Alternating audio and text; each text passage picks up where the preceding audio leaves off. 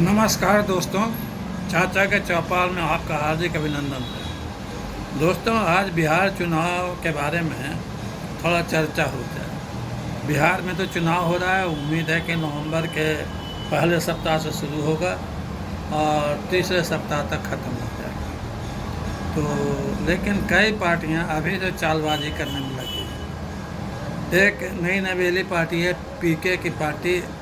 खाके पीके भी कुछ लोग बोलते हैं, या खाके पीके खाके, माने इस तरह का भी नाम बोलते हैं।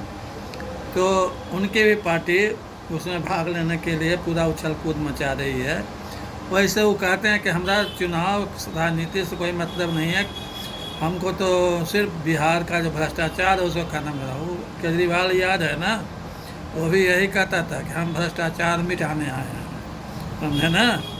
और क्या किया जानते ही हैं। तो ये अभी तो वो तो सत्ता में आने के बाद क्या था, पहले तो झांसा देते था। ये सत्ता में आने के पहले से ही भ्रष्टाचार चालू कर दिए हैं। इनकी पार्टी का रजिस्ट्रेशन अगस्त 2022 में हो गया था, और जो चुनाव आयोग है उसका नियम है कि जो पार्टी रजिस्टर्ड होगी उसको विज्ञापन देना पड़ेगा अखबार में कि हमारी पार्टी रजिस्टर्ड हो चुकी है। तो उसमें ही महाशय क्या किए कि बिहार के किसी अखबार में कोई विज्ञापन नहीं दिया। पंजाब के अखबार में एक सिख टाइम करके कोई छोटा मोटा अखबार उसमें दे दिए कि भाई हमारा पार्टी का रजिस्ट्रेशन होगा। उसी तरह से एक और हिंदी का छोटा अखबार हम देखे, उन्होंने खाना पूर्ति कानून से बचने का उपाय कर, जैसे ये नहीं हेलमेट वाला बचने का उपाय सोचते रहता है। उधर पुलिस का तो गली से भाग जाओ, गली से भाग जाओ, ये भी एक गली धर करके निकल दीजिए। तीसरा बात यह है कि ये साहब जिस दिन लंका दहन होगा, रावण का हत्या होगा, उसी दिन से बिहार में अपना पदयात्रा शुरू करने वाले हैं राहुल गांधी के देखा देखे। और एक खबर ये भी मिली है कि वो तरह तरह का हर जगह अपने प्रचार के लिए लोगों को भर्ती कर रहे हैं, जिनको सैलरी भी दे रहे हैं अच्छा खासा, और उनको कह रहे हैं तुम मीटिंग ऑर्गेनाइज करें, लोगों को बरगलाओ कि ये पार्टी भ्रष्टाचार मिटा देगी, जबकि ये पार्टी आने से पहले ही भ्रष्टाचार शुरू कर दी है। हाँ, पता नहीं इनके पास पैसा इतना कहाँ से आ रहा है कि हर जगह, हर जिला में, हर जगह अपना ये जाल फैला रहे हैं। वैसे बिहार की जनता का प्रभाव इस पर नहीं पड़ेगा, कहा कि शुरू में पता चल गया कि ये आदमी कैसे हैं। और इनका तो देख ही रहे हैं, कांग्रेस और ये क्या बोलते हैं आरजेडी वालों का, ये लोगों में सिर्फ फुटबॉल जारी है भाई, सीट बंटवारा के लिए, समझे ना। तो ये क्या करेंगे पता नहीं। लेकिन नेपाल में भी एक इन्हीं के तर्ज पर नेपाली कांग्रेस पार्टी थी, उसका क्या हाल हुआ 2-4 दिन में देख ही रहे हैं। और उसको ले करके आरजेडी वाले, उधर सपा वाले बोल रहे हैं कि भारत में भी इस तरह का हो सकता है। हम लोग डराने के लिए नहीं बता रहे हैं, कह रहे हैं, बता रहे हैं। हम कि बताओगे क्या, तो हम लोग तो 23 में, 24 में, 23 में किसान आंदोलन करके देख ही लिया है।